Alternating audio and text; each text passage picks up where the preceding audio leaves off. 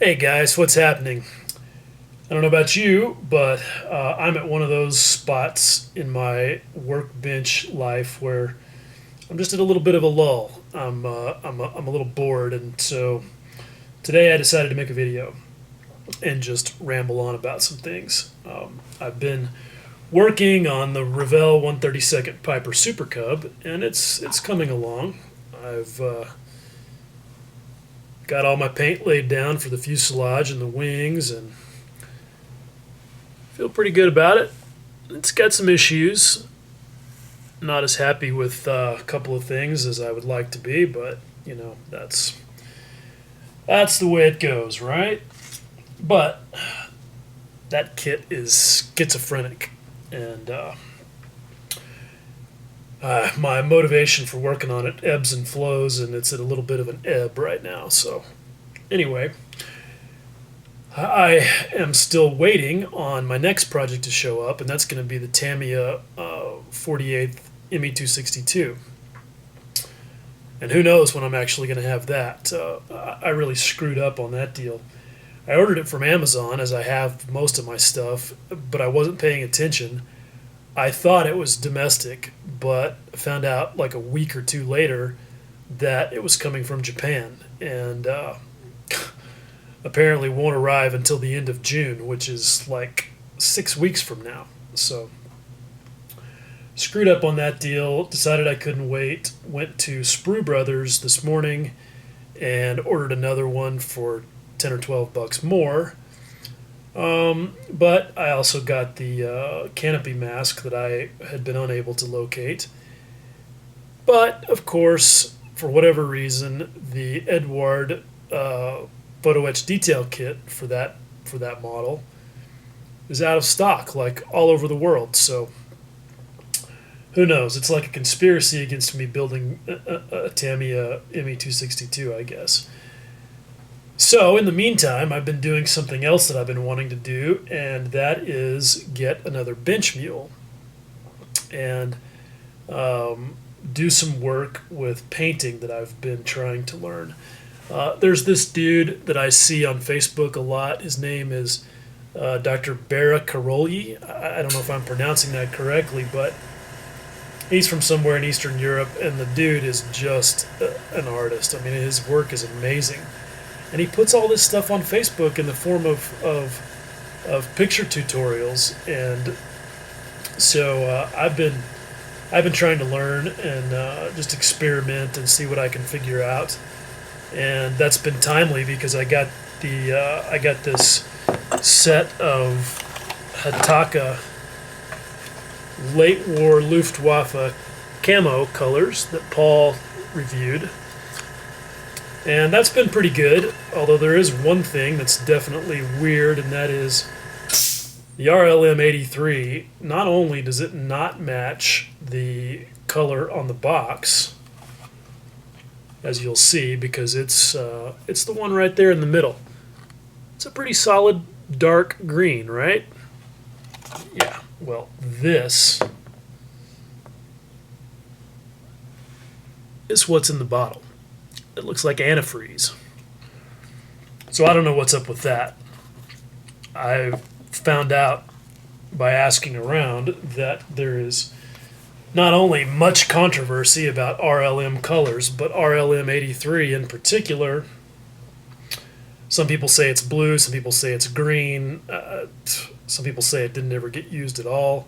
Who knows? So maybe I don't even need it, but at any rate, I've been spraying some of those. I wanted to test some of those. And this is the bench mule that I got to do that on. And this has been a lot of fun. I got this a couple of days ago. This is an old school Revell kit that, according to this, is about 50 years old. Revell Inc. 1964, made in China. I have no idea where the fuck China is, but let me tell you something. They make terrible model airplanes. This kit is horrible, but it's perfect for what I needed. And so kind of what I decided to rattle on about today is the value of having a bench mule.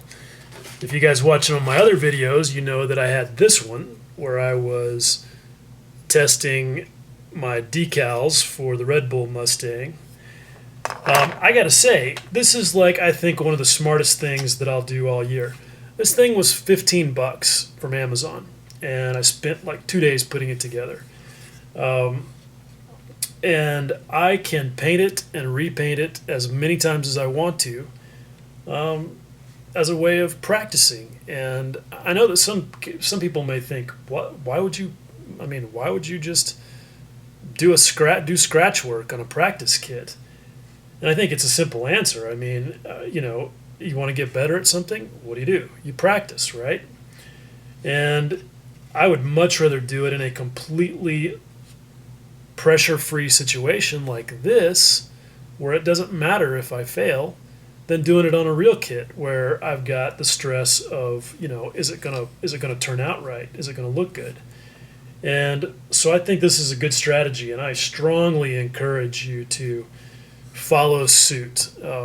Doesn't even matter what the kit is, just as long as it's got some surface area that you can shoot paint on, or practice filling seams, or whatever. I mean, just so that you get a handle on techniques that you may not have experienced before, and then you can go on to the real thing with a lot more confidence under your belt.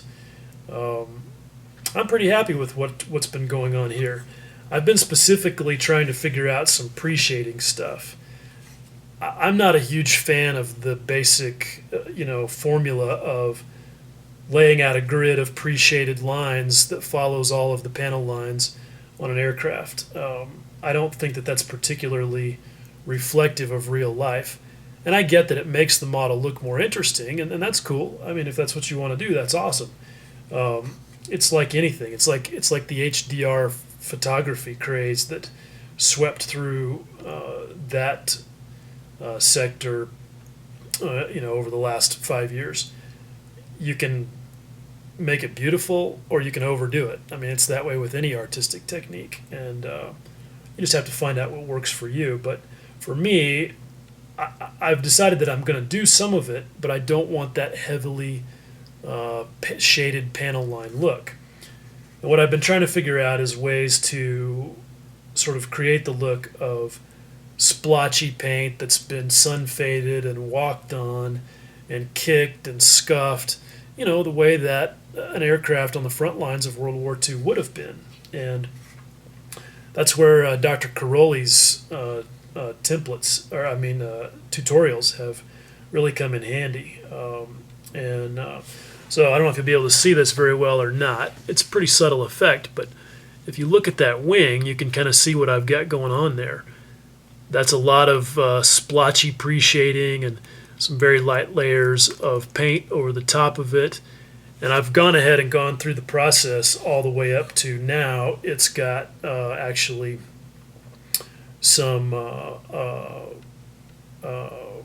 flat varnish on it. I'm also trying out the Model Master flat and satin varnishes on the recommendation of Martin. So hopefully I'm gonna like those. I like the Vallejo stuff, but they clog my airbrush something fierce. So anyway, that's been good. What I've been working on today is some experimentation with alclad. I think alclad is fantastic, but I think that it is definitely one of those things where people go right to the formula. 12 psi over a black base, has to be alclad, gloss black enamel base. You know the deal. And all of that works, but not necessarily for everybody. The 12 psi thing, for one, I know that works well if you're using a double action airbrush. I'm not. I'm using a single action airbrush, and specifically, I'm using my Paschke H, which is because all-clad aluminum in particular will not spray through my single-action Iwata HPM2. I think the pigment load is just so high that with it being single action that it basically just plugs itself up before it ever gets the chance to fire. And the Paschke H solved that problem. But I have to spray at about 30 to 35 psi to make it work. The other thing that I've been attacking is the idea that it's got to be a black base coat. That works fine, but I'm not particularly fond of putting an enamel down as a base coat for anything. That just seems real backwards to me. And I also like being able to use non-toxic paints whenever I can. And so I've been experimenting with using just whatever black or gray or whatever I've got that's acrylic, and then putting a coat of Future over it to get the gloss. And I think some people would say, oh, well, there's no way that you can spray all-clad lacquer over the top of Future without having a disaster. And I'm here to tell you, not true. You can do it all day long. And as far as not using black, I think I've decided that I like gray better. A gloss gray, I think, is going to be my go-to for the base on all-clad going forward. I mean, aluminum is gray. That's all there is to it. I realize that the black is there to give you, to create a certain tonality, but to me, gray makes more sense, and I actually have ended up liking the way that it looks a lot better. But you can vary that. You can use black, you can use gray, you can use white, and you can tint those if you want to give it a little bit of a yellow or a reddish cast, for example. Like magnesium looks a lot like aluminum, but it has a more yellow hue to it. So, there's a infinite number of ways that you can change the game with that stuff. But here's what I wanted to show you. I've got 3 all-clads sitting here: the chrome, the stainless steel, and the polished aluminum.